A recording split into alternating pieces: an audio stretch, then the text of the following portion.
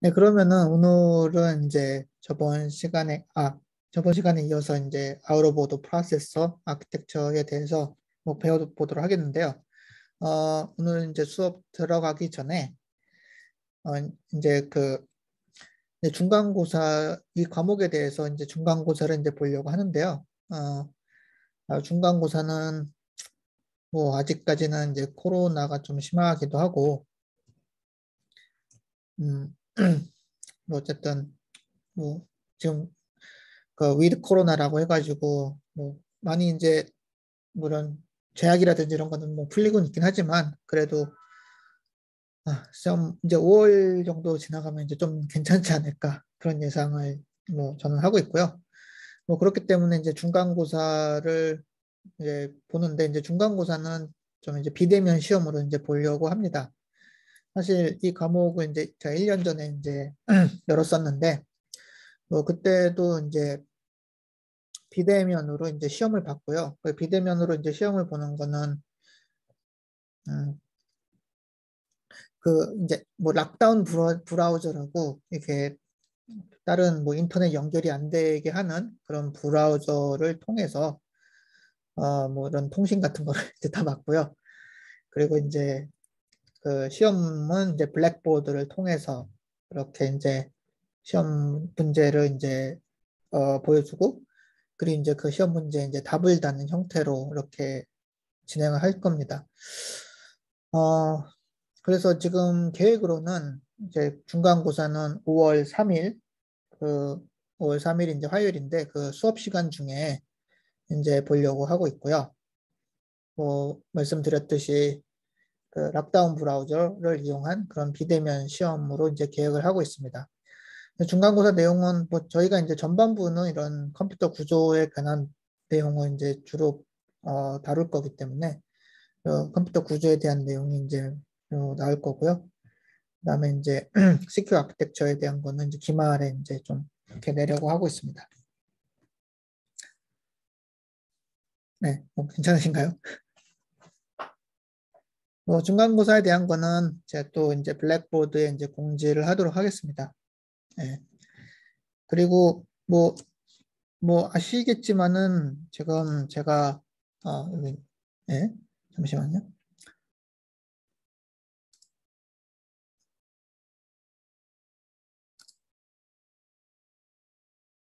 네, 보이시나요? 지금 예, 제가 지금 제 크롬 브라우저를 쉐어를 하고 있는데요.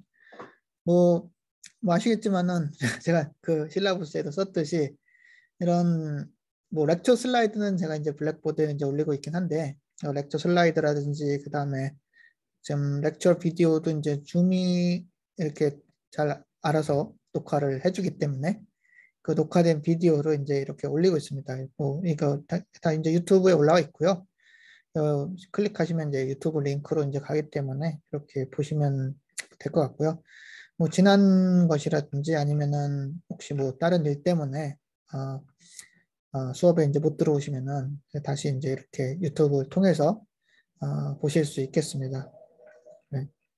그래서 사실 이거를 다 이제 피아자에 올려놨기 때문에 피아자에 이제 통해서 이렇게 들어가시면 되고요. 피아자 링크는 그 블랙보드에 보면 리소스라는 어, 리소스라고 되나? 네, 어쨌든 블랙보드에 링크가 있을 겁니다. 네, 거기서 이제 들어오시면 되고요.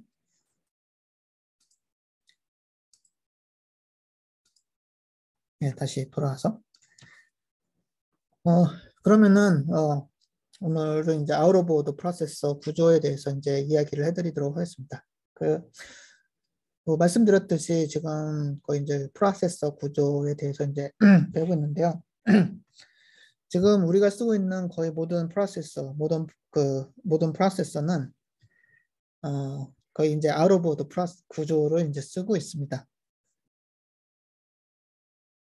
어, 네네, 중간 과제보다는 이제 시험으로 하겠습니다. 예. 어째 중간 과제를 생각하긴 했었는데, 그것보다는 이제 시험으로 보도록 하겠습니다.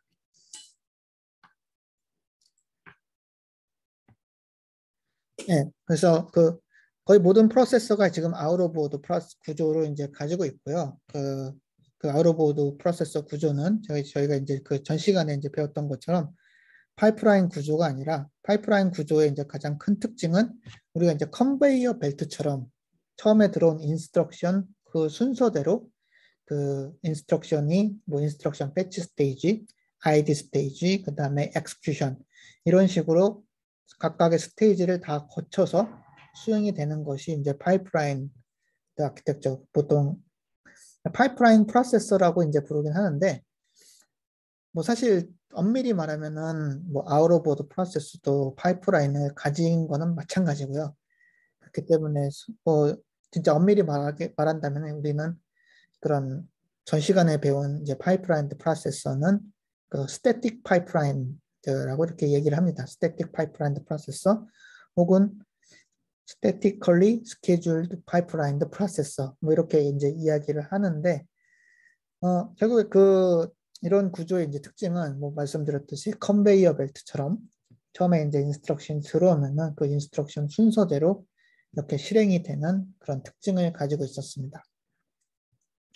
근데 이제 뭐 말씀드렸듯이 그 퍼포먼스가 이제 문제가 되는 거고요. 물론 이제 그 아주 전에 이렇게 설명을 드렸던 싱글 사이클 프로세서 대비 퍼포먼스는 뭐 괜찮은 퍼포먼스를 보여주긴 하지만 뭐 그럼에도 불구하고 그 해저드, 그러니까 클락이 이제 낭비되는 그런 케이스를 우리가 해저드라고 했죠. 그 클락이 낭비되는 그런 케이스들, 해저드 때문에 퍼포먼스가 지금 안 좋은 상태이고요. 결국 이제 또 하나의 문제는 뭐냐면은 이게 컨베이어 벨트처럼 움직이기 때문에 한번 앞에 있는 그 인스트럭션이 오래 걸릴 경우, 뭐 저희가 이제 그 메모리 쪽은 지금 다 이제 배제를 해놓고서 설명을 드리고 있긴 하지만은 실제로는 뭐 로드 인스트럭션 같은 경우에는 그 메인 메모리에서 데이터를 갖고 오게 될 경우에는 굉장히 오랜 시간을 소모하게 됩니다. 그러니까는 뭐 우리가 그 한 줄로 돼 있는 이렇게 1차선인 도로에서 앞에 차가 이렇게 딱 막혀서 있으면은 뒤에 차는 사실 못 가잖아요. 예, 상당히 이제 답답한 상황이죠. 이런 상황이 이제 발생을 한다라는 거죠. 그 우리가 전에 배웠던 그 파이프라인 프로세서 구조에서는. 근데 이제 실제적으로 뭐 얘가 이제 고장이 나거나 뭐 어떤 다른 일 때문에 뭐 이렇게 멈춰 서 있다라고 하더라도 사실 뒤에 차든 요 앞에 차랑은 별로 상관은 없잖아요. 그러니까 사실 이 앞에 차를 이제 뛰어넘어서 뭐 이렇게 갈 수 있다라고 하면은 뭐 우리 일상생활에서는 뭐 불가능하긴 하지만 사실 이 앞에 차가 기다리고 있는 것이 별로 문제가 안 되는 거죠. 여기 이제 문제는 뭐냐? 이런 컨베이어 벨트식으로 이제 실행되는 것이 이제 문제가 되고요. 이 문제는 사실은 우리가 이제 프로그램을 컴파일을 해서 프로그램이 이제 컴파일돼서 이제 인스트럭션 우리가 이제 머신 인스트럭션이라고 부르는 그런 인스트럭션을 여러 개를 이제 생성을 하게 되는데 이게 굉장히 많은 인스트럭션으로 이제 이루어져 있습니다. 굉장히 많은 인스트럭션이 여기 뒤에서 이제 기다리고 있음에도 불구하고 하나 막혀 있는 것 때문에 요 뒤에 있는 것들을 실행하지 못하는 문제가 있어요. 결국 우리가 이제 그 CPU, 그러니까 프로세서의 이제 퍼포먼스를 높이기 위해서는 뭐 말씀드렸듯이 클락이 웨이스트가 되지 않고 클락이 이제 낭비가 되지 않고 요 인스트럭션들을 차례차례로 다 수행을 시켜야 됩니다. 근데 문제는 요 막혀 있는 하나 때문에 뒤에 것들이 다 수행이 되지 못하고 막혀 있는 거죠. 요 이렇게 1차선 같은 그런 컨베이어 같은 상황은 우리가 인오더, 그러니까는 뭐 순차적인 뭐 프로세서라고 한국어로 이제 얘기를 할 수 있을 텐데 영어로는 이제 인오더 프로세서라고 이제 이야기를 하고 있고요. 그래서 들어오는 인스트럭션 순서대로 실행을 시키는 그런 프로세서를 우리가 인오더 프로세서라고 이제 이야기를 합니다. 그렇지만은 실제적으로 요 뒤에 있는 인스트럭션들 얘가 이제 실행이 안 되고 멈춰 있다라고 하더라도 요 뒤에 있는 인스트럭션들을 우리가 수행을 할 수가 있다라고 한다면은 분명히 이제 그 클락을 웨이스트하지 않고 계속해서 그 수행할 수 있는 인스트럭션만 있다라고 한다면은 계속해서 CPU를 돌릴 수가 있는 거죠. 프로세서를 돌릴 수가 있는 거죠. 그래서 이 순서에 관계없이 우리가 이제 수행을 한다. 그래서 뭐 한국어로는 비순차적 프로세서라고 이야기를 하는 것 같은데 영어에서는 out of order 프로세서라고 이제 이야기를 하고 있고요. 그래서 줄여서 이제 이게 O가 3개 들어가잖아요. 그래서 줄여서 O 3개 써가지고 O 프로세서라고 뭐 부르기도 합니다. 뭐 그런 이제 뭐 out of order 프로세서가 이제 맞는 표현이고요. 그래서 이런 식으로 어떻게 하면 수행할 수 있을까에 대한 것이 그 out of order 프로세서의 지금 핵심 아이디어라고 이제 볼 수가 있겠습니다. 물론 이제 챌린지에 대해서도 그 전 시간에 이제 설명을 드렸는데 그 중요한 거는 데이터의 디펜던시가 잘 유지가 돼야 돼요. 그러니까는 예를 들어서 이런 뭐 read write dependency라든지 아니면은 이것도 이제 거꾸로죠. write after read hazard, write after write hazard. 이것처럼 그 read랑 write, 그러니까 우리가 데이터를 사실 말씀드렸듯이 컴퓨터라는 거는 레지스터 파일하고 메모리에 있는 데이터를 업데이트하는 그런 기계라고 했잖아요. 그게 업데이트를 시키는 것이 이제 인스트럭션들이고요. 그 업데이트가 되는 순서가 동일한 데이터에 대해서 동일한 그 공간이죠. 그 레지스터 파일이라고 했을 때는 이 동일한 레지스터의 넘버, 메모리라고 했을 때는 동일한 어드레스가 가리키는 이 데이터. 이 데이터에 대해서 업데이트가 되는 순서는 이제 맞아야 됩니다.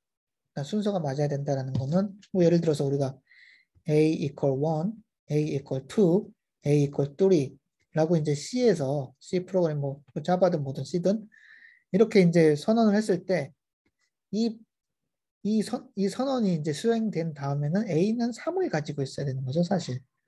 이렇게 이제 예측을 하는 거고 우리가 이제 그렇게 이제 그 기대를 하는 거잖아요.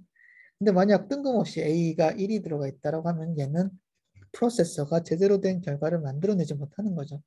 그러니까 동일한 데이터에 업데이트되는 순서는 유지가 되어야 됩니다. 그게 이제 중요한 거고요.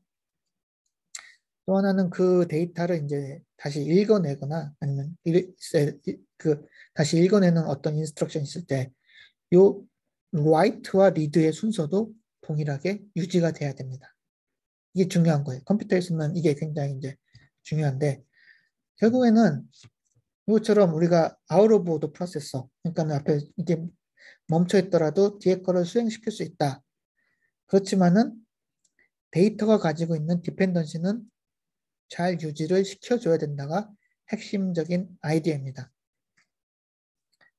그러니까는 예를 들어서 요 여러 개의 인스트럭션이 이렇게 있다라고 했을 때 어떤 인스트럭션에서 A라는 거를 이렇게 업데이트를 하는 인스트럭션이 있다라고 가정하면은 요 인스트럭션 1번과 2번과 3번의 순서는 유지가 돼야 된다는 거예요. 그러니까는 1번이 먼저 업데이트를 A에 해야 되고 2번이 그 다음에 하고 3번이 업데이트를 해야 됩니다. 그 사이에 있는 전혀 상관없는 인스트럭션들은 그냥 막 수행을 해도 돼요. 그게 이제 out of order 프로세서의 핵심적인 아이디어라고 이제 볼 수 있겠습니다. 그러면은 어떻게 이제 시작을 해야 되느냐? 어쨌든 여기 챌린지가 이제 이거는 이제 굉장히 중요한 거기 때문에 여러분들이 이제 좀 생각을 해주시면 되겠고요. 여기 아래 여기 이제 제가 이제 말씀드렸던 요 세 가지의 데이터 해저드, 그러니까 raw hazard, war hazard, 그다음에 wow hazard. 이것도 역시나 굉장히 이제 중요합니다. 네, 그래서 이제 잘 이해를 해주시면 좋겠고요. 자, 그러면은 어떻게 하면 out of order 프로세서를 설계를 할 수 있을까? 근데 이제 역시나 이제 스타트는 우리가 이제 싱글 사이클 프로세서에서 시작을 해서 파이프라인 프로세서로 가고 그 다음에 이제 제가 또 설명드린 것이 이거 같은 사실은 플로팅 포인트가 들어간 그 스태틱 파이프라인 프로세서를 이제 제가 이제 설명을 드렸죠. 사실 얘도 이제 out of completion, 그러니까는 인스트럭션이 순서대로 실행이 되긴 하지만 끝나는 시점은 다릅니다. 얘는. 왜냐면 플로팅 포인트가 오래 걸리기 때문에 뭐 아웃 오브 컴플리션이긴 하지만 어쨌든 여기서 이제 시작을 하면 돼요. 그 우리가 이제 뭐 갑자기 뜬금없이 새로운 아이디어가 뭐 프로세서로 나온다든가 이런 일은 진짜 거의 없고요. 뭐 항상 이제 과거로부터 이제 그 과거를 이제 베이스로 삼아서 이제 발전을 한다라고 이제 보시면 됩니다. 네, 그래서 아웃 오브 오더 프로세서를 그럼 어떻게 하면은 우리가 이제 설계를 할 수 있을까? 뭐 이렇게 이제 하는데 출발점은 이 그림이라고 이제 보시면 돼요. 그러면 어떻게 하면 될까? 예. 그 그림을 이제 다르게 이제 그린 것이 좀 이 그림입니다. 뭐 좀 달라 보이긴 하지만 그냥 기본적인 컨셉은 똑같아요. 여기가 지금 인스트럭션 패치 스테이지가 되겠고요. 그리고 PC 프로그램 카운터를 가지고 인스트럭션 캐시를 액세스를 하면 인스트럭션이 이제 튀어나옵니다. 그 다음에 여기가 이제 디코드 하는 부분이 있고 그 다음에 레지스터 파일을 이제 액세스하는 부분이 있는데 그 요 전에 있는 여기서도 사실은 이제 플로팅 포인트 유닛이 있잖아요. 그럼 사실 그렇기 때문에 여기서도 레지스터 파일은 두 개로 나눠져 있습니다. 인티저 레지스터 파일, 그 다음에 플로팅 포인트 레지스터 파일 이렇게 두 개로 나눠져 있어요. 사실 요거를 이제 다시 이제 그린 거랑 똑같아요. 여기가 이제 인스트럭션 디코딩 스테이지가 되는 거고요. 그러면은 얘를 이제 수행을 인스트럭션이 이제 디코딩이 돼가지고 다음 단계로 이제 넘어가게 되는데 그 전에서는 요 익스큐션 스테이지 다음에 메모리 스테이지가 있잖아요. 근데 이제 사실 이렇게 이제 설계를 한 이유가 요 익스큐션 스테이지에서 메모리를 액세스를 하기 위한 어드레스를 생성하기 때문입니다. 그래서 익스큐션 스테이지에 있는 애더를 이용을 해가지고 어드레스를 생성을 해요. 근데 뭐 애더가 그렇게 뭐 큰 하드웨어 로직은 아니거든요. 그렇기 때문에 요 뒤에 이제 여기가 거의 이제 EX 스테이지라고 이제 비슷하다고 이제 보시면 되는데 그냥 그 아리스메틱 인스트럭션이나 뭐 로지컬 인스트럭션을 위한 인티저 ALU가 있고 그 다음에 메모리 인스트럭션 같은 경우 뭐 로드나 스토어 같은 경우에는 어드레스 제너레이션 유닛 사실 이거 애더입니다. 애더.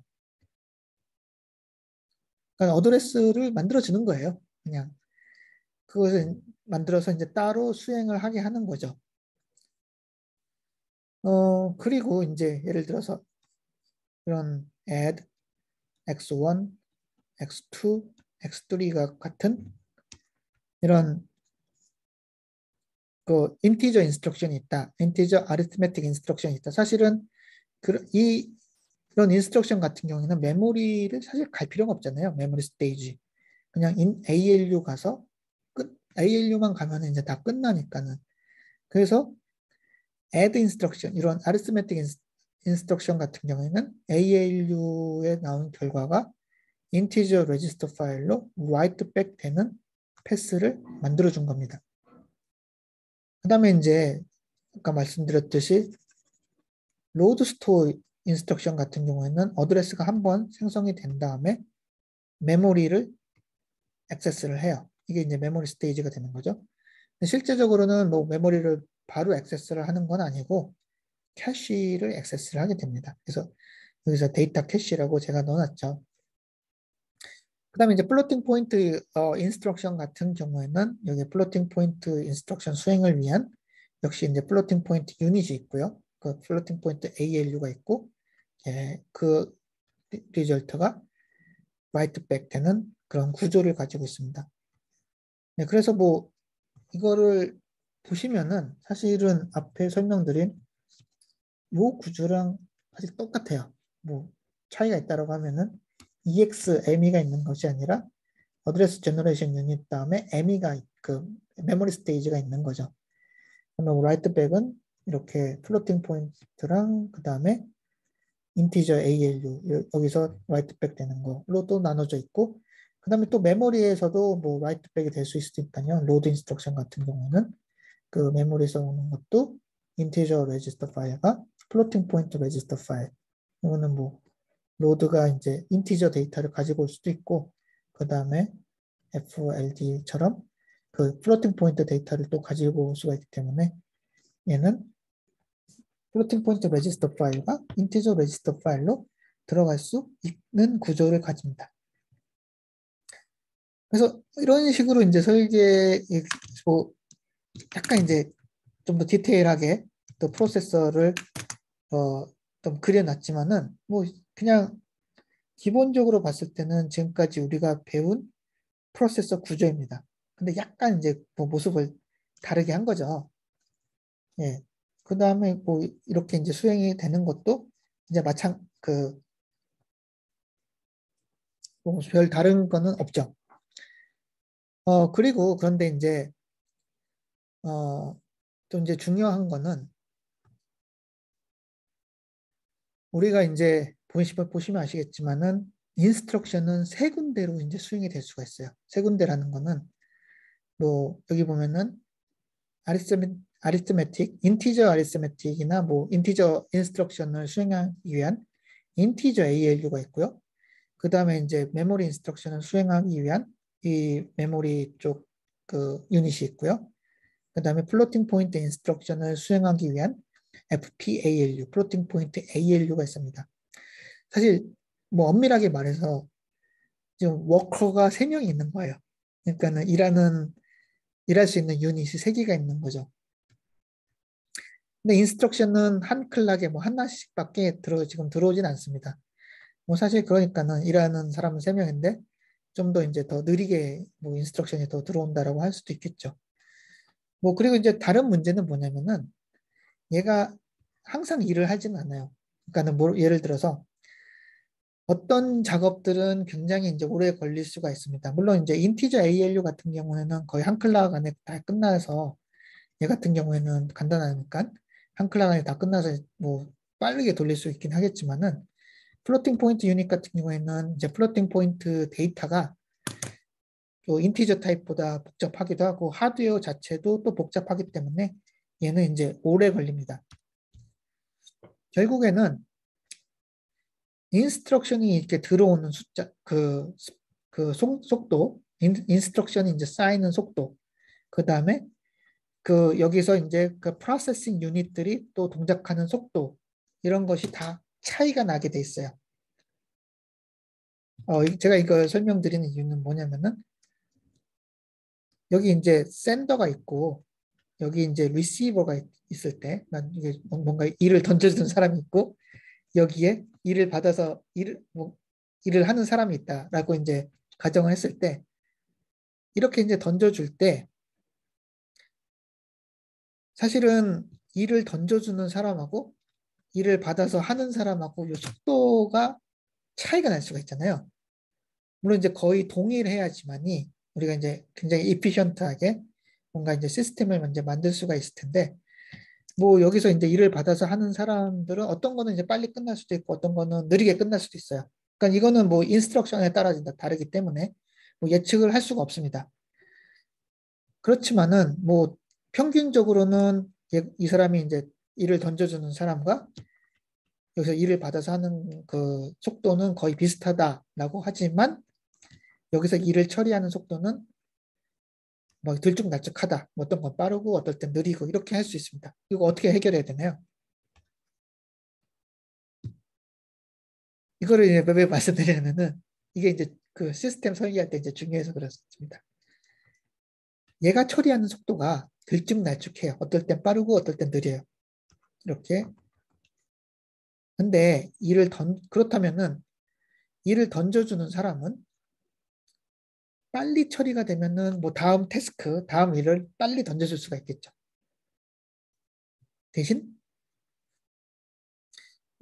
이게 느리게 처리하는 오래 걸리는 일을 할 때는 얘는 또 다시 쉬어야 됩니다.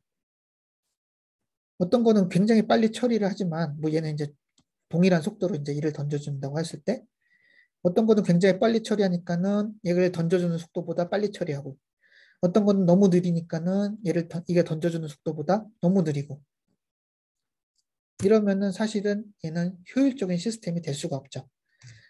평균적으로 던져주는 속도와 평균적으로 이제 일을 처리하는 속도는 에버리지라면 거의 비슷한데 이게 이제 그 현실의 문제죠.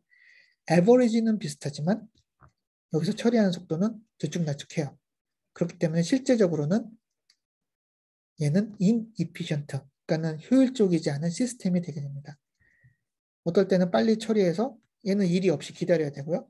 어떨 때는 너무 느려가지고 일을 던져주지 못하고 샌더가 기다려야 돼요. 이거 어떻게 처리해야 되나요? 어떻게 처리하면 되나요?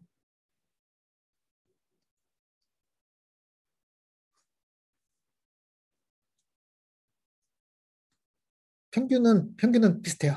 평균은 비슷한. 그러니까 던져주는 속도와 처리하는 속도는 비슷한데 여기에 그 들쭉날쭉하다. 그거 어떻게 처리해야 되나요?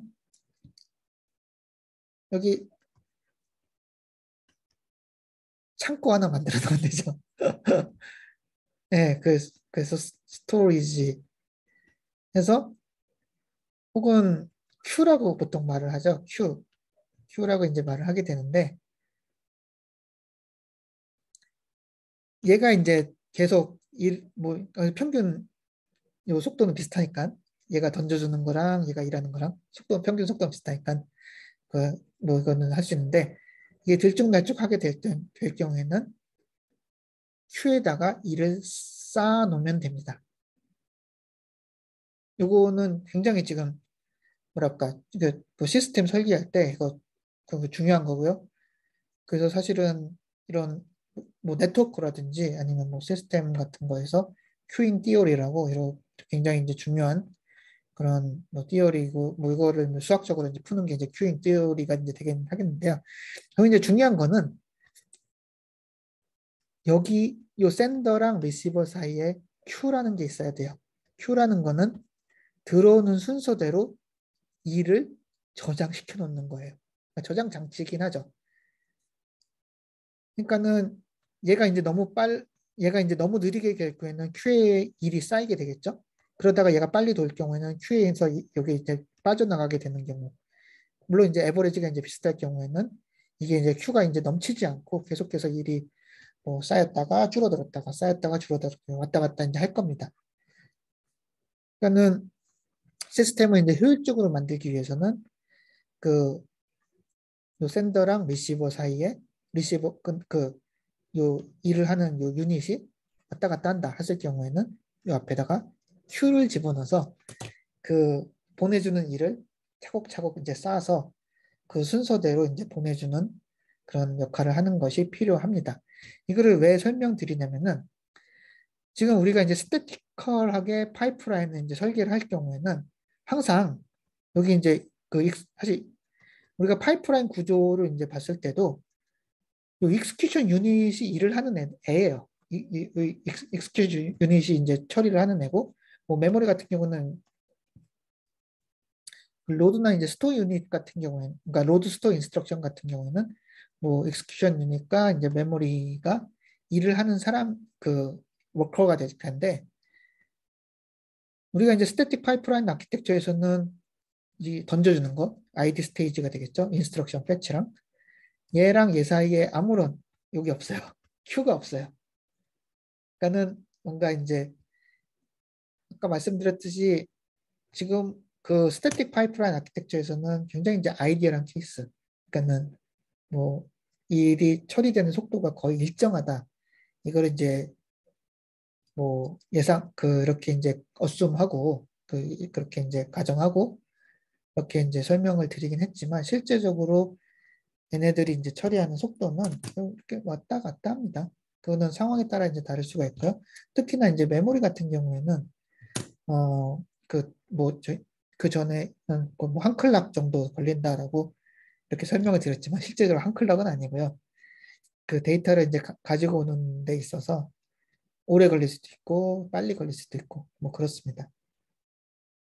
그리고 이제 플로팅 포인트 유닛 같은 경우에도 뭐 이게 멀티플라이어냐, 애더냐, 디바이더냐, 아니면 뭐 스퀘어 루트냐, 이 루트 있잖아요. 뭐 그런 굉장히 이제 스페셜한 펑션이 이런 거에 따라서 또 처리 속도가 달라요. 사실 뭐 인티저 같은 경우에도 멀티플라이어나 디바이더가 들어가게 되면은 굉장히 또 오래 걸리게 됩니다. 사실은 이게 다 달라요. 예, 그렇지만 이게 굉장히 이제 심플리파이해서 이제 설명을 드린 거고요. 결국에는 지금까지 이제 문제는 일을 하는 요 리시브 일을 받아서 뭐 처리를 하는 부분과 일을 주는 인스트럭션 패치나 ID 스테이지 요 두 개 사이에는 큐가 없었어요. 큐가 없었다라고 이제 말씀드릴 수가 있고요. 결국 그러면 어떻게 해야 되느냐? 큐를 만들어야 되는 거죠. 그러니까 각각의 단계에 대해서 만약 그 처리하는 속도가 뒤에서 이제 달라지게 된다. 그러니까 얘가 일정한 속도로 처리를 할 수 없다. 이런 경우에는 우리가 Q를 집어넣어야 됩니다. 그래서 Q가 필요하고요.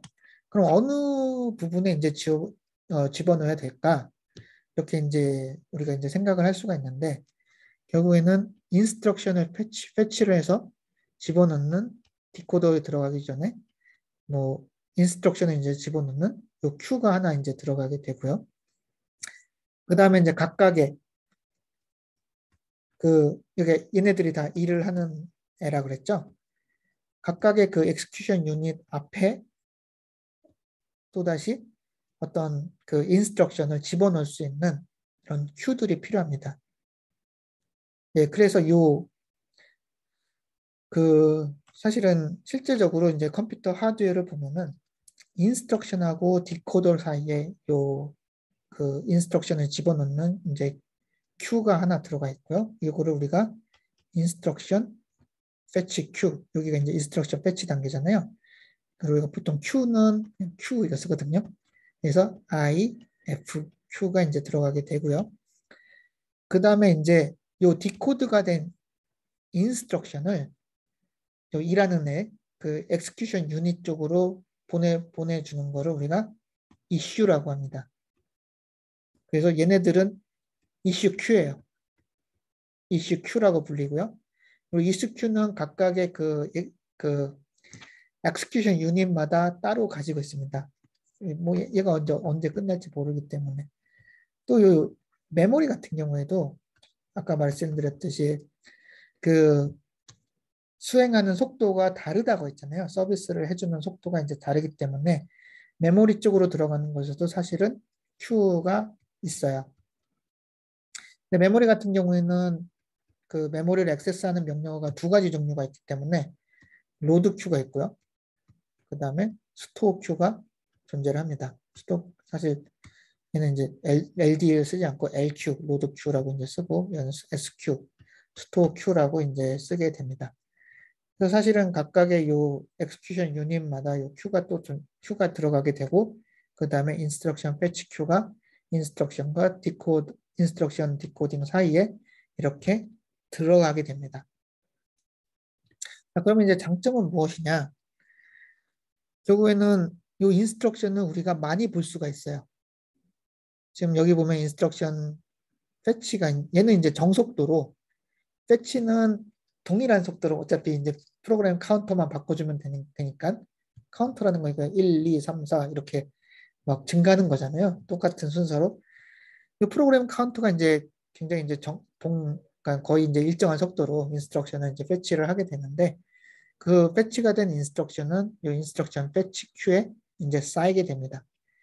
그렇게 되면은 이 인스트럭션 패치 큐에서 디코더링을 하게 되고요. 디코딩을 하게 될 때 이 인스트럭션은 이제 많이 볼 수가 있는 장점이 있죠. 그 다음에 이제 디코딩을 하고 그 다음에 얘한테 이제 보내게 될 때 역시나 우리가 이제 디펜던시가 중요하다라고 했잖아요. 그 전에 이제 그 스태틱 파이프라인 아키텍처에서는 이런 Q라는 그런 개념이 없기 때문에 그냥 한 인스트럭션만 보고 하나씩 전달을 해줘야 돼요. 그렇지만은 얘는 이제 Q라는 개념이 이제 지금 들어가 있기 때문에 이 Q에서 어떤 게 레디가 됐지?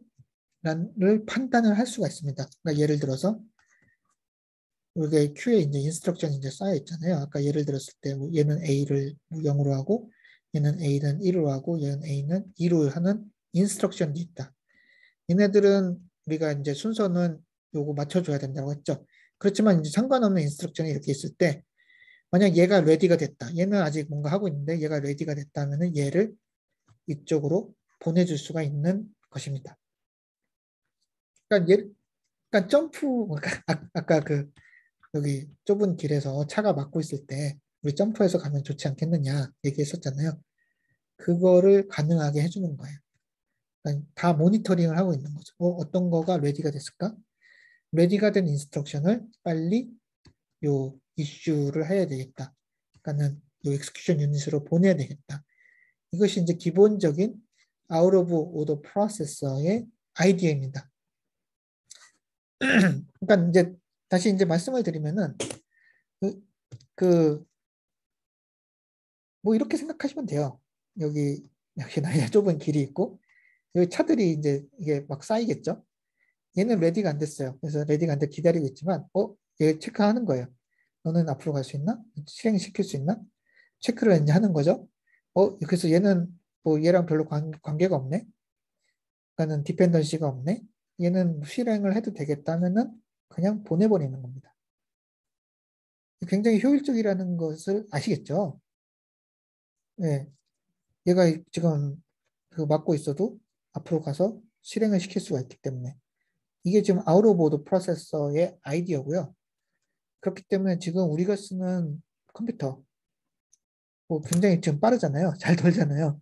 사실 뭐 옛날이랑 좀 비교를 해보면은 옛날에는 사실 MP3 요새는 뭐 MP3 파일도 잘 모르실 수 있는데 그 음악 파일 한번 돌릴 때도 굉장히 힘들어 했습니다. 컴퓨터가.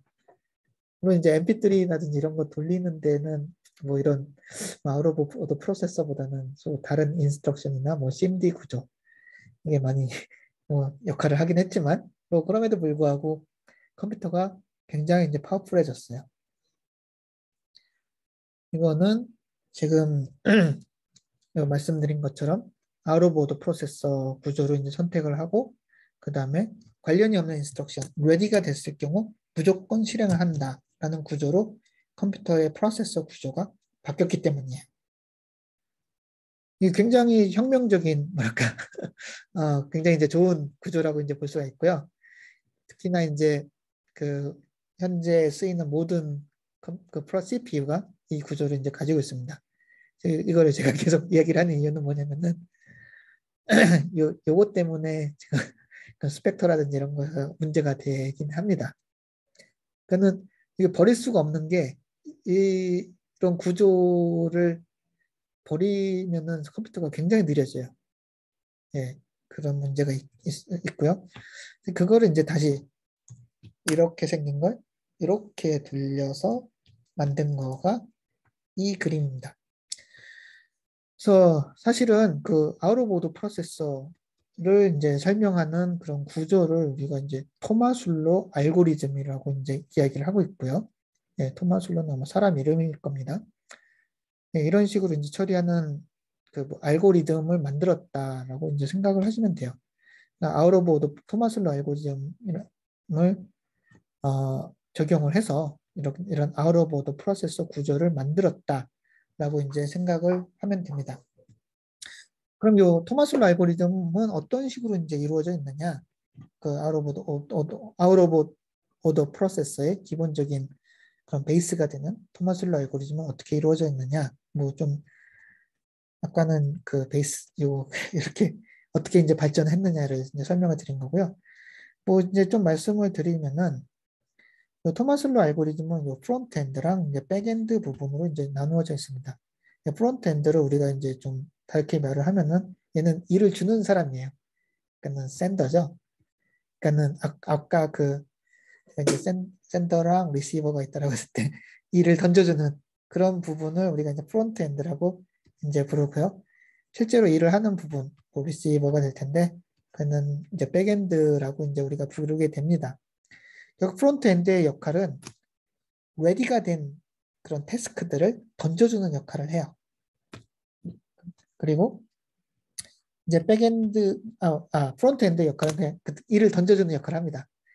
그다음 이제 백엔드의 역할은 그 프론트엔드가 던져준 일을 execution, 그러니까 일을 하는 거죠. 일을 수행하는 거를 그런 역할을 합니다. 그래서 이제 각각의 이제 구조를 이제 좀 자세하게 이제 설명을 드리자면은 여기 이제 인스트럭션 캐시가 있고요. 그 다음에 인스트럭션 패치 유닛이 있어요. 그러니까 여기가 이제 인스트럭션 패치 스테이지가 되는 거죠. 그 인스트럭션 캐시, 그러니까 이게 인스트럭션 메모리가 되는 거고, 인스트럭션 캐시에서 인스트럭션 읽어서 얘를 인스트럭션 패치 큐에다가 쌓아 놓습니다. 예. 그러면 요 들어간 요 큐라는 거는 first in, first out이에요. 그러니까 들어간 순서대로 밖으로 나와요. 예. 이 인스트럭션 패치 큐는 이제 그런 식으로 돼 있고요. 네, 그래서 이제 얘가 이제 들어온 순서대로 여기서 이제 디코드랑 이제 디스패치라고 이제 되어 있는데 이 디코딩 과정을 거치고 그다음에 이제 디스패치라는 거는 요 이슈 큐로 그 인스트럭션을 보내주는 작업을 우리가 디스패치라고 이제 얘기합니다. 그러니까 인스트럭션 디코딩과 인스트럭션 던져주는 작업을 우리가 이제 디스패치라고 이제 얘기를 해요. 예, 디스패치라고 이제 얘기를 하고 있고요. 여기까지가 이제 그 프론트 엔드가 되겠고, 뭐 말씀드렸듯이 요 레지스터 파일은 인티저랑 플로팅 포인트 레지스터 요 두 개로 나눠져 있습니다. 그 다음에 이제 레지스터의 상태를 나타내는 그 상태 스테이터스 뭐 필드가 이제 각각의 레지스터마다 이제 들어가 있고요. 이게 중요한 이유는 우리가 이제 레디가 됐다라는 건 사실은 그 인스트럭션이 필요로 하는 데이터가 있다라는 거예요. 예를 들어서 add x1, x2, x3다. 이렇게 될 경우에는 얘는 그 데이터를 레지스터 파일에서 읽어오는데 x2랑 x3에서 읽어오잖아요. 결국 데이터를 이 add 인스트럭션을 수행을 하려면은 add 인스트럭션이 필요로 하는 데이터가 ready가 돼야 됩니다. ready가 됐다는 거는 여기에 들어가 있다는 거죠. 네. 그래서 요 스테이터스를 확인을 하고 얘가 이제 들어갈 수 있는지 없는지를 이제 확인을 합니다. 만약 이제 요 인티저 레지스터에서, 그러니까 각각의 레지스터에서 데이터가 이제 레디가 됐다. 데이터가 이미 업데이트가 된 데이터가 여기 존재를 한다라고 하면은 걔를 이제 읽어가지고 요 이슈 큐에다 넣어줍니다. 물론 이제 레디가 되지 않아도 이슈 큐로 들어가긴 해요. 왜냐면은 이제 그게 이제 레디가 되지 않았다라는 거는 이제 무슨 상태냐면은 예를 들어서 add x1, x2, x3가 있고요. 그 다음에 add x4, x1, x4, 5가 있다라고 이제 가정을 한다라고 하면은 자, ready가 됐다라는 거는 그 지금 이 인스트럭션을 우리가 이제 디스패치를 하려고 하는데 ready가 됐다라는 거는 이 인스트럭션이 이미 그 전에 있는 인스트럭션이 이미 그 execution을 끝내서 x1을 레지스터 파일에 write back까지 끝낸 상태를 얘기를 해요. 자, 그러면은 이 x1은 레지스터 파일에서 이제 발견이 되기 때문에 얘를 읽어가지고 뭔가 이제 수행을 할 수 있는 그런 스테이터스가 되는 거죠. 이게 이제 레디가 된 상태입니다. 근데 만약 레디가 안 됐다라는 건 뭔가요? 레디가 안 됐다는 거는 얘가 이제 디스패치는 됐어요. 그러니까는 뭔가 이제 일을 해라라고 백엔드로 보내긴 했습니다. 근데 아직 안 끝난 거예요. 근데 이제 보면은 지금 우리가 이제 add를 이제 디스패치를 하려고 하는데 디코드를 해서 디스패치를 하려고 하는데 체크를 해보니까는 얘는 아직 끝나지 않았네 라는 그런 상태가 됩니다. 이제 뭐 ready 이런 상태가 안 됐다라고 하더라도 얘를 보내주긴 합니다. 대신 데이터는 없어요. 예, 그 좀 이해가 되시나요? 일단 데이터가 레디가 됐을 경우에는 레지스터 파일에서 읽어서 같이 보내줍니다. 근데 데이터가 레디가 되지 않았다. 뭔가 이제 엑스큐션 하고 있다. 그럴 경우에는 뭐 아직 뭐 데이터를 그럼 줄 수가 없잖아요. 그냥 그 여기다는 그냥 표시를 하고 여기 인스트럭션을 그대로 이슈 큐로 보내줍니다. 대신 얘는 아직 레디가 안 됐기 때문에 레디가 안 됐다라는 표시를 다시 해가지고 여기 보내줘요. 이해가 되시죠? 예, 그러면은 이 인스트럭션이 이제 기다리고 있다가 X4, X1, X5가 이제 뭐 이런 이슈 큐에서 이제 기다리고 있는 거죠. 얘는 이제 5 구조는 아닙니다. 얘는 이제 5인데요. 인스트럭션 패치 큐는 이제 5 구조를 가지고 있는데 이 이슈 큐는 이제 5 구조는 아니에요. 대신 이제 계속 체크를 하고 있어요. 자, 그러면은 사실은 얘가 이제 뭔가 프로세싱을 하고 있다라는 거는 뭐 얘도 이제 요 이슈큐 어딘가에 존재를 하고 있거나 아니면 여기서 처리를 하고 있거나 뭐 둘 중에 하나는 인 케이스가 되는데요. 뭐 언젠가는 얘가 이제 그 처리가 돼서 엑스큐션이 돼서 데이터가 생성이 되겠죠. 그 상태가 요 상태가 되는 겁니다. 그러니까는 여기서 이제 그 엑스큐션이 끝나가지고 이제 리절트가 이제 나오는 거예요. 리절트가 나오면은 이제 라이트 백을 해줘야겠죠. 레지스터 파일에 이제 써줘야 되겠죠. 근데 이제 라이트 백을 이제 써줄 때 여기서 얘가 가지고 있는 요 태그, 그러니까는 지금 X1이라는 게 이제 생성이 된 거잖아요. X1에 대한 데이터. 요 X1이라는 데이터를 역시나 요 ECQ에도 다 포워딩을 해줍니다. 여기도 전달을 해주는 거예요. 지금 여기 보면은 이 선이 이렇게 연결이 돼 있잖아요. 그 리절트를 레지스터 파일에도 보내주고 또 이 선을 통해서 여기도 보내주게 됩니다. 각각의 ECQ에다 다 보내줘요. 그래서 체크를 하는 거예요. 여기 X1을 필요로 하나? 여기 있는 인스트럭션이 X1을 필요로 하나? 체크를 해요.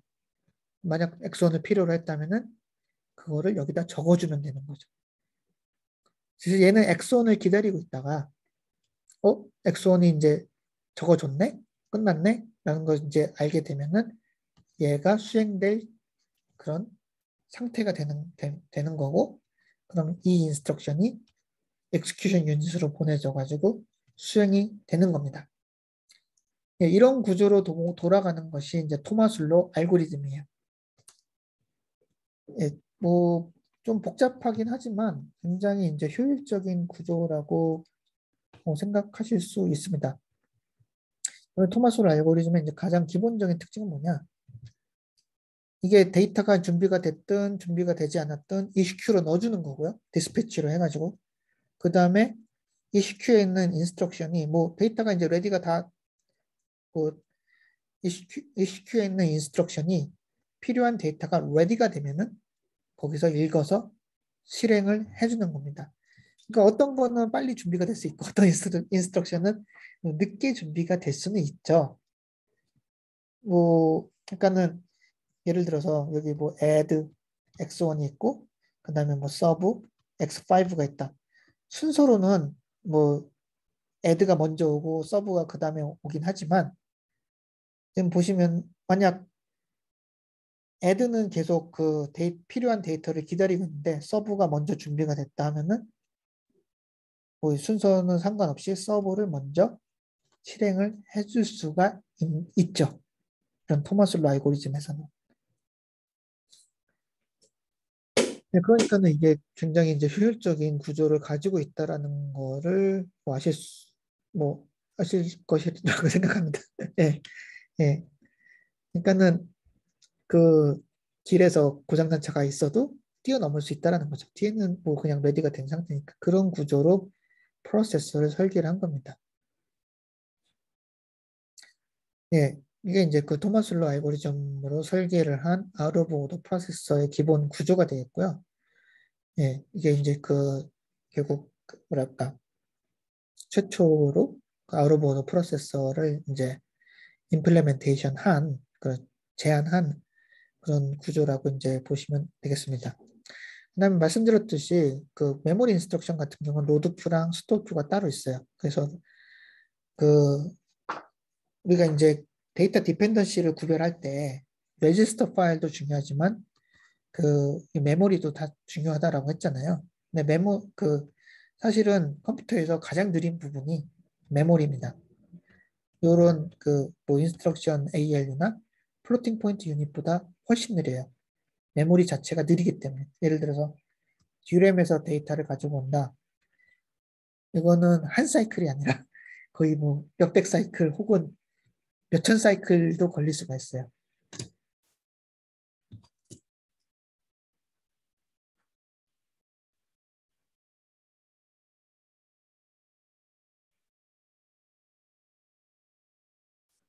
예, 그래서 이제 메모리도 이제 이런 로드 큐랑 스토어 큐를 이제 가지고서 이제 처리를 하게 되겠고요.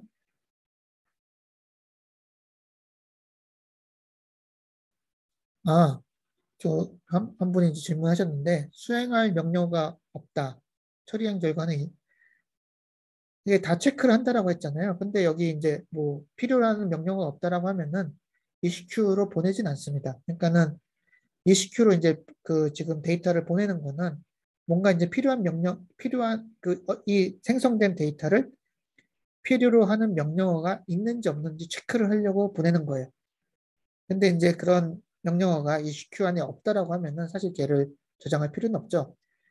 최종적인 결과는 요 레지스터 파일에 항상 저장이 됩니다. 예. 그래서 레지스터 파일과 ECQ 동시에 보내는 거고요. ECQ에 보내는 거는 그거를 이제 필요로 하는 명령어가 기다리고 있을 수도 있기 때문에 ECQ로 보내서 체크를 하고 뭐 필요가 없으면은 그냥 버리면 되는 거고요. 그다음에 뭔가 필요하다고 하면은 걔를 이제 적어주면 되는 거죠. 예, 그런 식으로 이제 동작을 하게 됩니다. 뭐 전송은 하지만 저장은 하지 않죠. 네. 뭐 이제 체크는 하죠. 체크는 하지만 걔가 이제 필요 없다라고 하면 그냥 버리는 거죠. 네.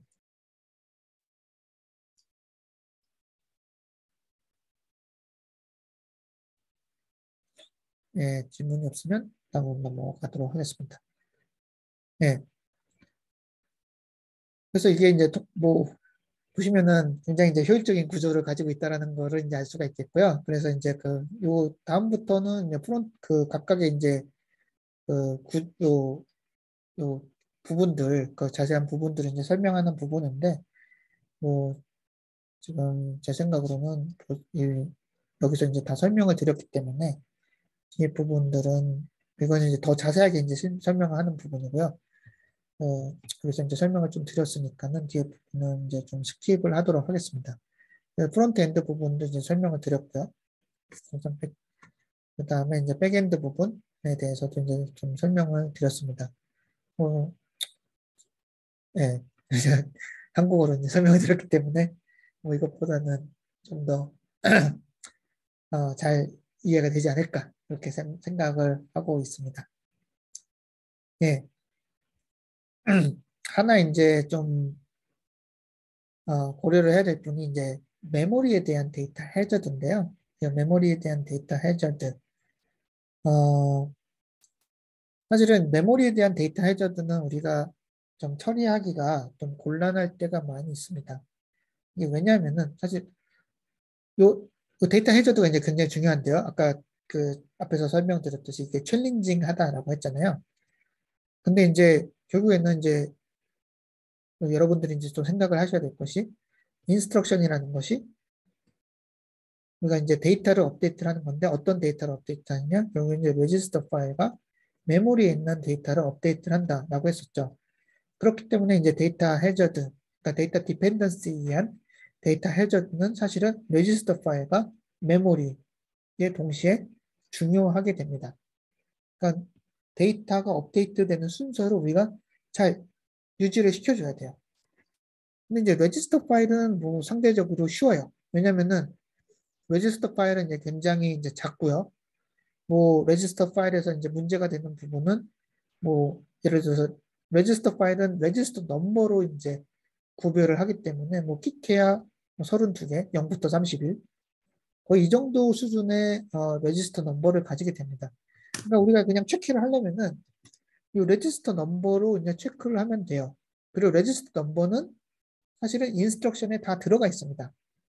그러니까 인스트럭션 안에 다 포함이 되어 있는 거예요. 그 예를 들어서 우리가 레지스터 쓸 때 add x1 인스트럭션 쓸 때 이런 식으로 쓰잖아요. 이게 이제 레지스터 넘버잖아요. 그러니까 이미 다 그 결정이 돼가지고 인스트럭션에 다 들어가 있어요. 근데 메모리는 이게 문제가 뭐냐면은 우리가 메모리 같은 경우는 load x1 뭐 offset 뭐 8 x2 이런 식으로 이제 그 메모리 인스트럭션이 이제 생성이 되잖아요. 여기서 보면은 어드레스를 계산하는 부분은 얘입니다. 뭔가 차이가 있죠. 그러니까 어드레스는 x2에 저장되어 있는 값 플러스 8이 돼요. 근데 몰라요. 이게 뭐지? 요거는 컴퓨터가 알 겨를이 없죠. 이거 실제로 레지스터에서 읽어오기 전까지는 컴퓨터 하드웨어는 얘가 뭔지 모릅니다. 결국에 어드레스라는 거는 몰라요. 실제로 계산이 되기 전까지는 우리는 알 수가 없습니다. 그러니까는 그래서 그 데이터 디펜던시를 확인을 할 때 레지스터 같은 경우에는 바로 요 정해진 값이 인스트럭션 안에 들어가 있기 때문에 요거를 이용해서 체크를 하면 돼요. 어드레스는 그게 안 된다. 그러면은 이게 문제가 되는 거죠. 예를 들어서 스토어 인스트럭션이 있고 로드 인스트럭션이 있고 스토어 인스트럭션이 있다라고 이제 가정을 해보죠. 이 로드 인스트럭션은 어떻게 이제 레지스터 그 어드레스를 빨리 계산을 해가지고 0x0004에서 읽어라 이런 로드 인스트럭션이 이제 있다라고 이제 가정을 해보죠. 근데 문제는 뭐냐?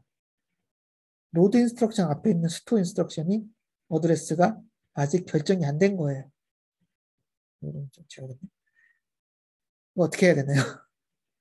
문제는 뭐냐? 물론 이제 만약 얘가 0x0004에서 스토어를 해야 된다라고 하면은 이 로드 인스트럭션은 스토어 인스트럭션이 수행이 된 다음에 로드 인스트럭션이 수행이 되어야 됩니다. 맞죠? 이거는 똑같은 거죠. A는 뭔가를 저장을 해. 다시 근데 C는 A야 했을 때 C가 1이 되려면은 A라는 베어리어블에 1이 저장된 상태여야지만 C는 1을 가지고 올 수가 있는 거죠. 만약에 A는 1이라는 거가 저장이 아직 안 된 상태인데 C가 A를 가져와 버렸다? 이거는 틀린 거죠. 컴퓨터에서 로드 스토어도 마찬가지가 되는 거죠. 스토어하고 있는데 어드레스가 아직 안 나왔어요. 근데 로드에서는 0x0004가 나와버렸어요. 더 빨리. 이거는 뭐 아웃 오브 오더니까는 충분히 가능합니다. 그럼 요 로드가 수행이 될 수가 있느냐? 되기가 힘듭니다. 힘들다고 얘기를 한 게 뭐냐면은 그러니까 뭐 100만 분의 1의 확률이라고 할 수도 있긴 하겠는데 스토어가 0x0004에서 적을 수 있는 확률이 있다라는 거예요. 이게 좀 억울한 게 뭐냐면은 메모리가 굉장히 크잖아요. 우리 뭐 4기가다, 6기가다 뭐 이렇게 얘기를 하기도 하고 사실 버추얼 메모리로 우리가 액세스를 하기 때문에 사실 버추얼 메모리 스페이스는 더 큽니다. 실제 그 피지컬 메모리, 그 컴퓨터에 이제 들어가 있는 메모리보다. 사실은 스토어 인스트럭션이랑 로드 인스트럭션이 이렇게 막 붙어가지고 굉장히 붙어가지고 동일한 어드레스를 가지고 있는 게 그렇게 쉽지는 않아요. 왜냐면 굉장히 많은 굉장히 큰 메모리에서 어드레스가 동일한 확률이기 때문에 사실은 그렇게 확률이 높진 않습니다.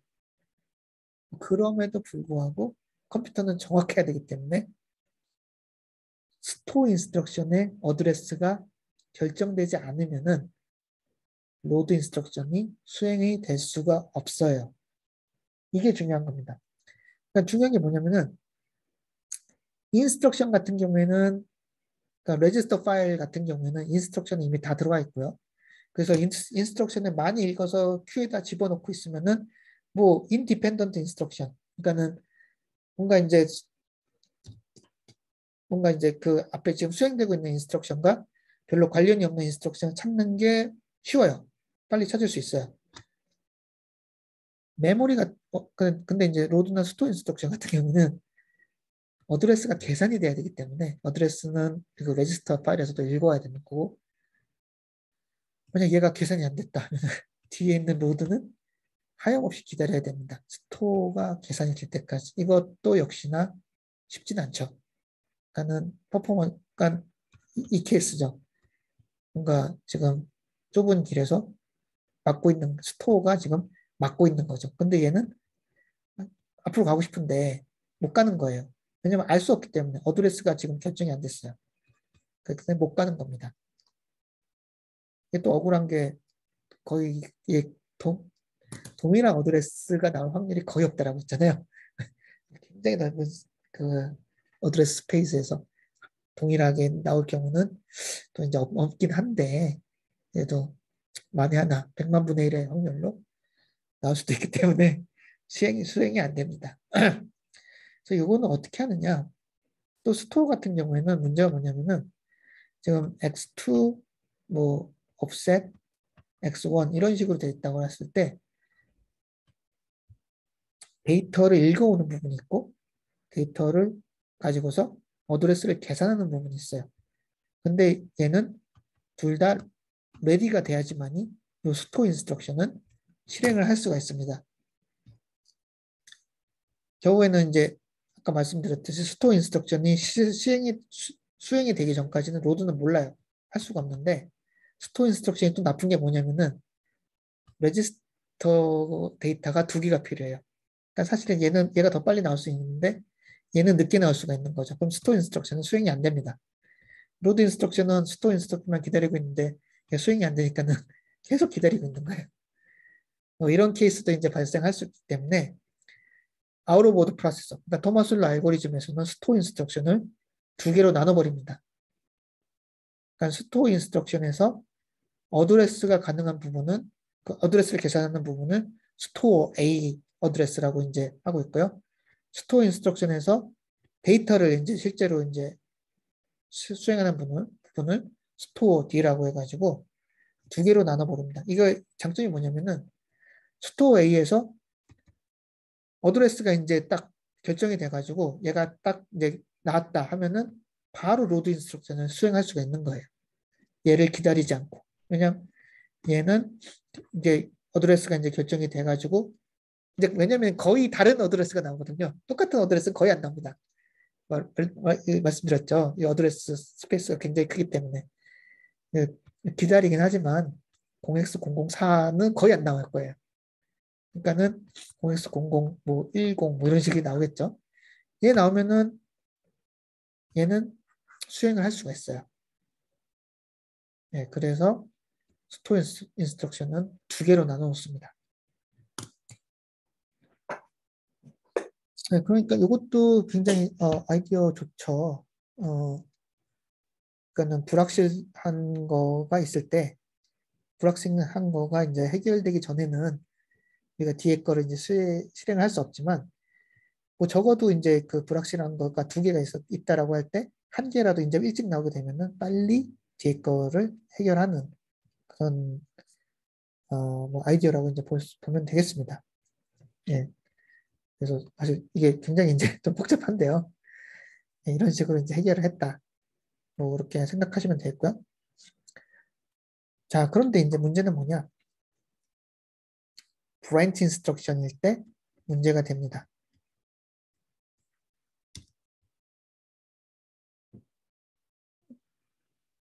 이 브랜치 인스트럭션일 때 문제가 되는 게 뭐냐? 이게 사실은 토마스 룰러 알고리즘이 굉장히 좋은 그러니까 뭔가 이제 좋다라는 거는 뭐 감이 오실 것 같은데요. 근데 이제 그렇게 또 좋지가 못해요. 이게 그 이유가 뭐냐면은 브랜치 인스트럭션 때문에 그렇습니다. 브랜치 인스트럭션이 이제 뭐가 문제냐? 우리가 이제 브랜치 때문에 컨트롤 해저드가 생기잖아요. 컨트롤 해저드가 생겨서 그 그 스태틱 파이프라인 프로세서에서 브랜치가 이제 테이큰, 그러니까 브랜치가 이제 true가 나오게 되면은 그 브랜치 다음에 그 패치가 됐던 인스트럭션들을 다 우리가 플러시를 시켜버리죠. 파이프라인에서 지워버리죠. 이런 방식으로 이제 우리가 브랜치를 토마스 홀러 알고리즘에 적용한다라고 하면은 문제가 뭐냐면은 우리가 이제 그 지금 파이프라인에서 이제 브랜치를 적용하는 방식은 always not taken입니다. 그러니까는 사실은 이제 브랜치가 not taken, false라고 가정이 된 상태에서 인스트럭션 그 다음 인스트럭션들을 계속 이제 패치를 해서 수행하는 거예요. 토마스 홀러 알고리즘은 이제 문제가 뭐냐면은 여기 BEQ가 브랜치가 있고 그다음에 add가 있고 add 뭐 x1이 있고 그다음에 sub x2가 있다라고 이제 가정을 할 수가 있죠.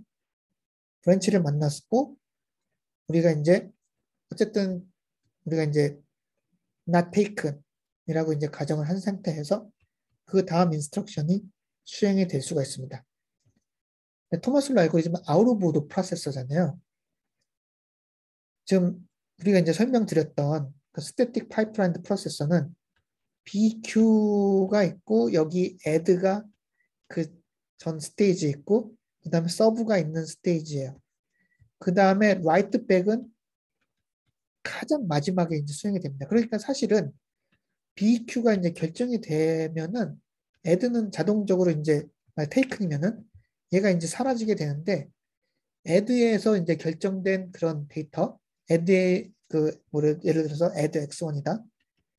add가 이제 업데이트하는 거는 write back까지 가야지 업데이트가 되지만 write back까지 가지 못하죠. 왜냐하면 BQ가 앞에 있기 때문에 항상 이노드 프로세서는 순서대로 이제 실행을 하기 때문에 BQ가 실행돼서 이거는 테이큰이네 하면은 얘를 그냥 없애버리면 돼요. 문제가 안 돼요. 브랜치에서 문제가 근데 이제 아웃 오브 오더 프로세서 토마스 홀러 알고리즘 문제가 뭐가 문제냐?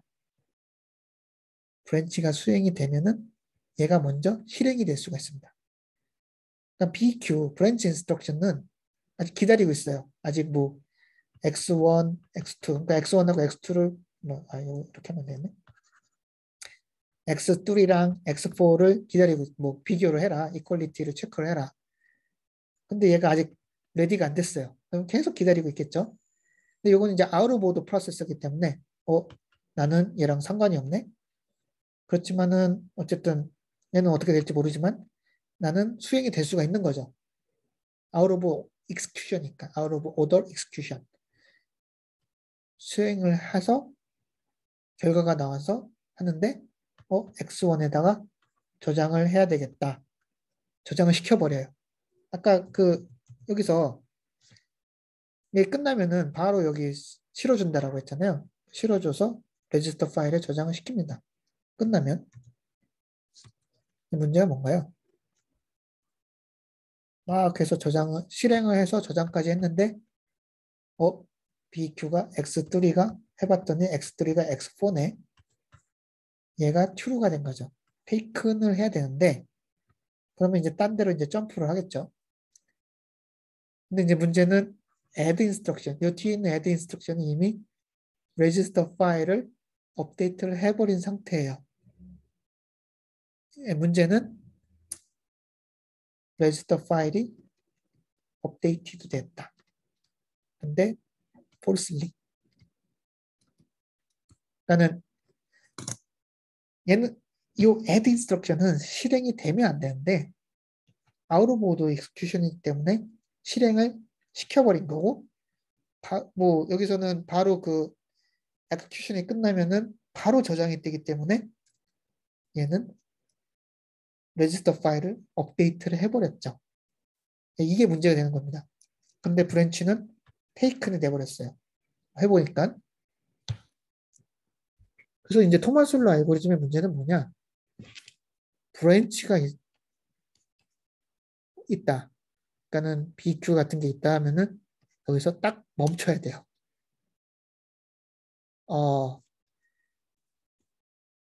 스태틱 파이프라인의 문제가 앞에 인스트럭션이 이제 멈추면은 뒤에도 따라 멈춰야 된다는 문제점이 있었죠. 그거를 이제 점프를 해서 여기 이게 멈춰 있어도 얘만 이제 레디가 된다라고 하면은 얘를 수행할 수 있게 만든 것이 이제 토마슬로 알고리즘인데 BQ가 아니라 브랜치 인스트럭션 있으면 무조건 멈춰야 돼요 또. 예, 이게 이제 문제가 되는 거죠. 그러니까 여기 만약 브랜치가 있다 하면은 얘가 레디 안 됐네 하면은 나는 이제 뒤에 있는 뭐 차들은 관련이 없음에도 불구하고 딱 멈춰야 됩니다. 예, 이게 지금 문제가 되는 거예요. 그런데 어쨌든 뭐 개선을 한 거 아니냐. 여기 아무 인스트럭션이 이제 멈춰 있을 때 뒤에 거 이제 수행할 수 있으니까는 개선을 한 거 아니냐, 뭐 이렇게 할 수 있는데 이제 문제는 뭐냐면은 브랜치 인스트럭션이 굉장히 자주 나옵니다.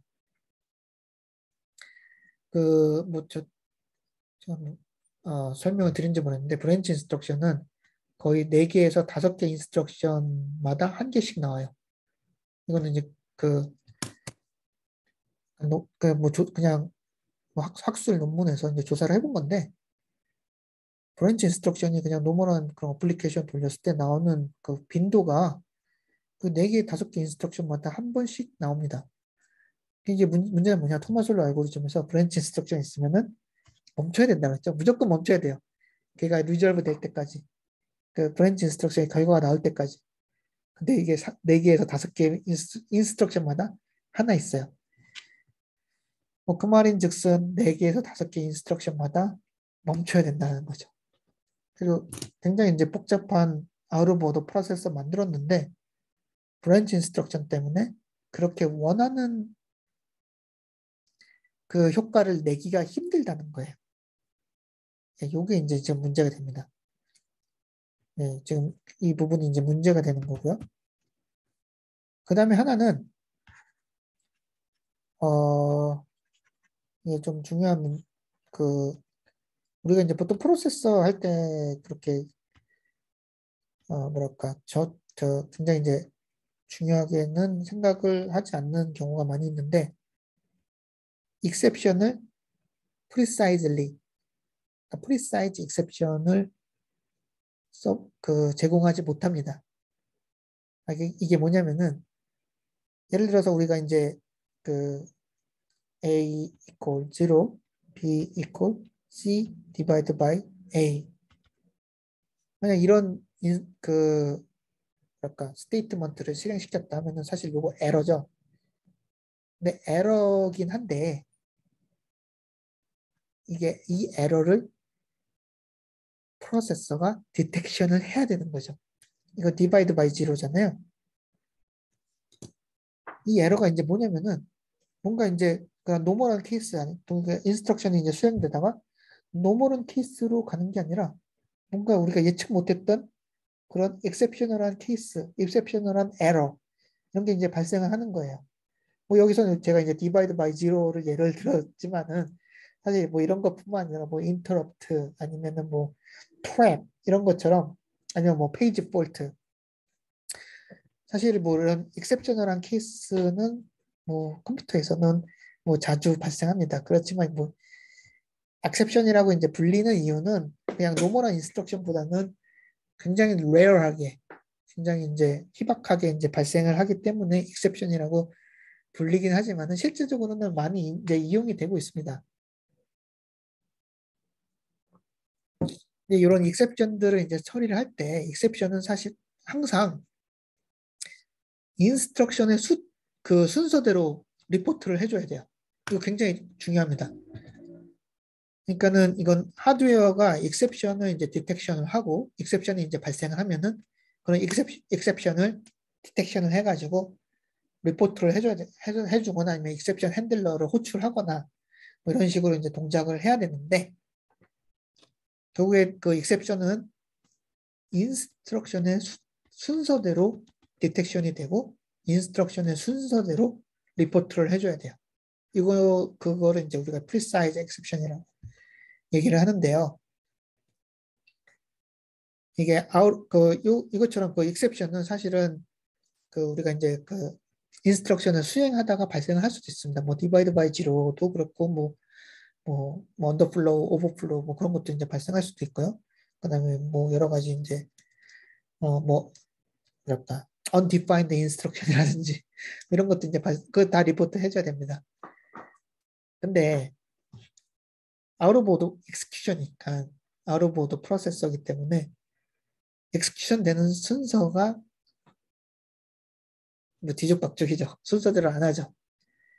exception은 execution 하다가 발생할 수도 있는데 out of order 프로세서는 execution이 뒤죽박죽 그러니까 섞여 있기 때문에 그 순서대로 하지 않기 때문에 precise exception은 서포트를 할 수가 없어요. 그래서 이걸 처리하기가 힘듭니다. 예, 이런 문제점들이 이제 있고요. 그래서 얘를 이제 해결해야 되는 그런 문제점이 이제 발생합니다. 그리고 이제 근데 뭐 우리 이제 퍼포먼스 상으로 이제 본다라고 하면은 얘가 이제 중요한 거예요. 컨트롤 해저드. 그러니까 브랜치의 결국에는 문제는 브랜치가 있으면은 멈춰야 된다. 얘를 멈추지 않고 할 수는 없을까라는 생각을 하게 되는 거죠. 예. 그 토마슬로 알고리즘이 이제 발생한 거는 앞에 인스트럭션이 멈췄을 때 뒤에 인스트럭션을 수행할 수 있지 않을까 해서 이제 시작을 한 거잖아요. 근데 토마슬로에서는 브랜치 있으면은 또 멈춰야 되기 때문에 그러면은 브랜치가 있어도 수행할 수 있지 않을까라는 생각이 이제 사람들이 하기 시작하는 거죠. 예, 그래서 나온 거가 브랜치 프레딕터, 다이나믹 브랜치 프레딕터고요. 이 다이나믹 브랜치 프레딕터라는 거는 하드웨어가 브랜치 프레딕션을 하는 거예요. 그러니까는 아까 스태틱이라는 거, 다이나믹의 보통 이제 반대말은 스태틱인데요. 다이나믹 이게 반대말이 이제 스태틱이 되게 되는데 이 스태틱 브랜치 프레딕션은 뭐 말씀드렸듯이 always not taken처럼 항상 뭐 브랜치가 뭐 not taken이 될 거다라고 이제 프레딕션을 하거나 아니면 뭐 반대로 이제 taken이 될 거다라고 이제 프레딕션을 할 수도 있는 거죠. 그러니까는 뭐 한 가지로만 딱 정해서 하드웨어가 그 뭐 브랜치를 뭐 계속 모니터링 한다거나 이런 거 없이 그냥 한 가지로만 브랜치의 비헤이비어를 프레딕션 하는 거를 말합니다. 거기 이제 반대 개념이 이제 다이나믹인데 다이나믹이라는 거는 하드웨어가 계속 브랜치를 모니터링 하는 거예요. 모니터링을 하고 있다가 브랜치의 비헤이비어가 지금까지 과거가 어떻게 되었다라고 하면은 그 과거의 베이스를 기반을 해서 브랜치의 그 결과를 예측을 하는 겁니다. 근데 이게 왜 필요하냐? 왜 토마슬로 알고리즘 하면서 이거를 왜 지금 이야기를 하느냐? 말씀드렸듯이 토마슬로 알고리즘에서는 브랜치가 있으면은 멈춰야 돼요. 근데 우리는 멈추고 싶지 않잖아요. 인스트럭션을 더 수행하고 싶잖아요. 근데 브랜치의 문제점은 뭔가요? 브랜치가 있다라고 하면은 인스트럭션 뭐 1, false거나 브랜치가 이제 taken, true가 될 경우 instruction 2 이것처럼 브랜치 다음에는 어떤 인스트럭션을 수행할지를 우리가 알 수가 없습니다. 결과가 나오기 전까지는. 그렇기 때문에 이제 프레딕션을 해가지고 뭐 not taken 했다가 아니면은 뭐 지워버리지. 이게 이제 그냥 파이프라인 프로세서, 스태틱 파이프라인에서는 워킹했지만 토마슬로 아웃 오브 오더에서는 워킹하지 않아요. 그렇지만 우리는 하고 싶어요. 그래서 다이내믹하게 이제 브랜치 프레딕션을 해야 되겠다.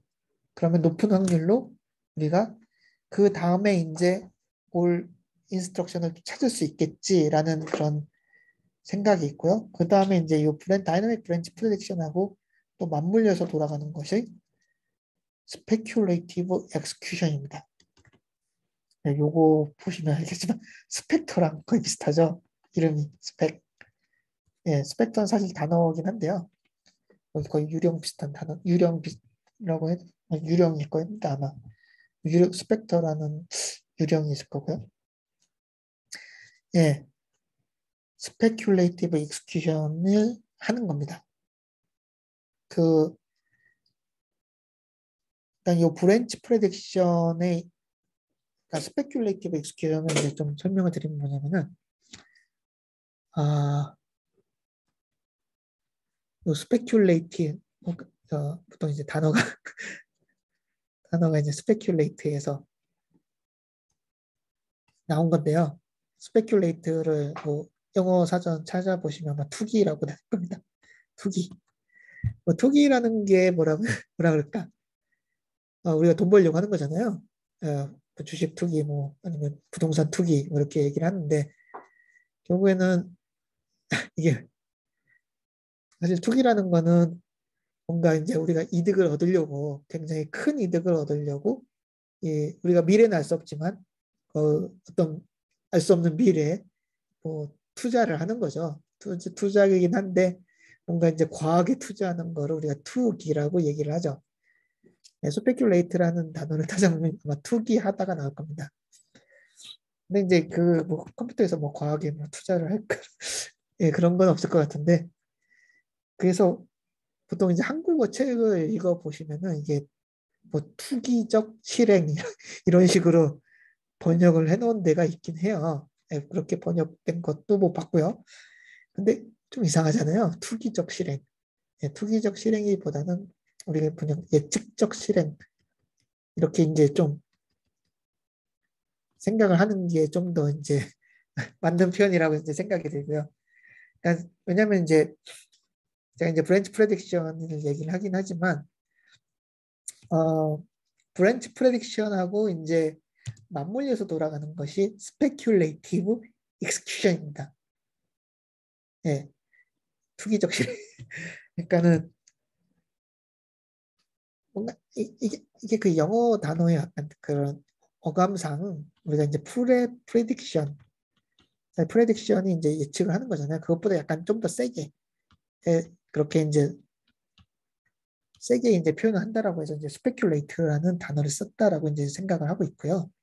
네, 그렇기 때문에 이게 투기라는 단어를 이제 썼는데 그 한국어로 이제 약간 투기하면은 나쁜 뉘앙스가 있잖아요. 그 예측적 실행 뭐 이런 식으로 좀 이해를 하시는 게 이제 좋습니다.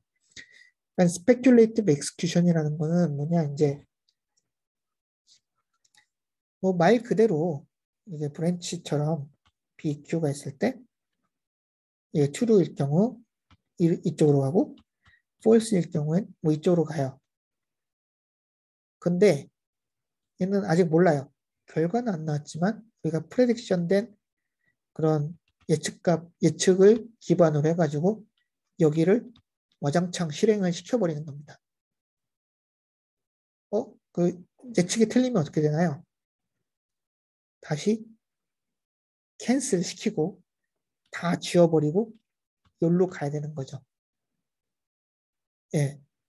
이런 방식으로 이제 실행을 하는 거가 스페큘레이티브 엑스큐션입니다. 그러면은 뭐가 해결이 된 거죠? 여기서 이거를 우선 설명을 드릴게요. 토마슬로 알고리즘에서 브랜치가 있으면은 여기서 딱 멈춘다고 했잖아요. 멈추지 않고 브랜치를 프레딕션을 한 다음에 프레딕션에 나온 결과를 이용을 해가지고 이쪽으로 갈 것 같네. 여기 나와 있는 인스트럭션들을 다 실행을 시켜버리는 거예요. 뒤에 거를 다 실행시켜요.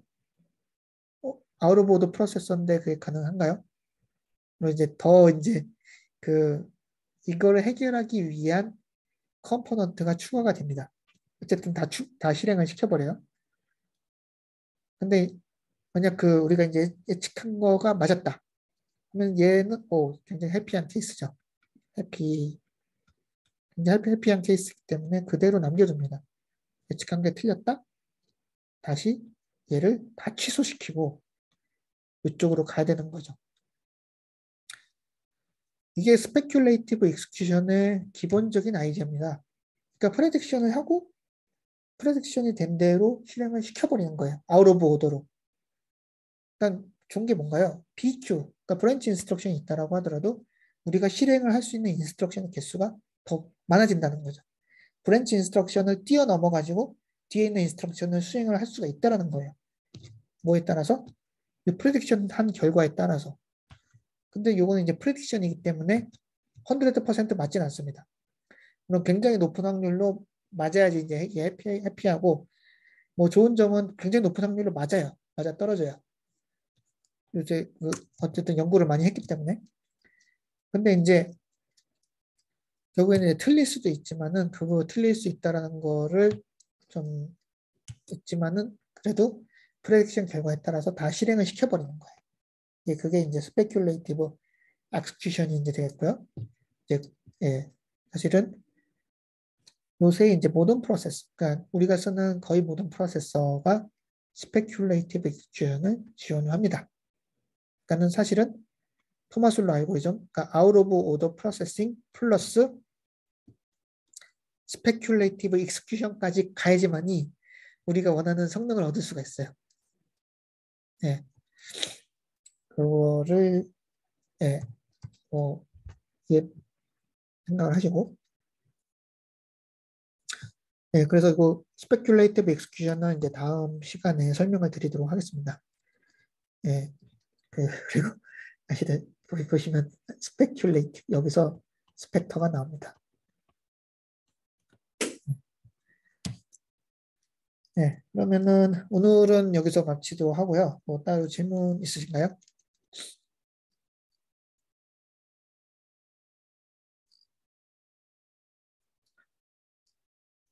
네, 질문 없으시면 마치도록 하겠습니다. 네, 수고하셨습니다.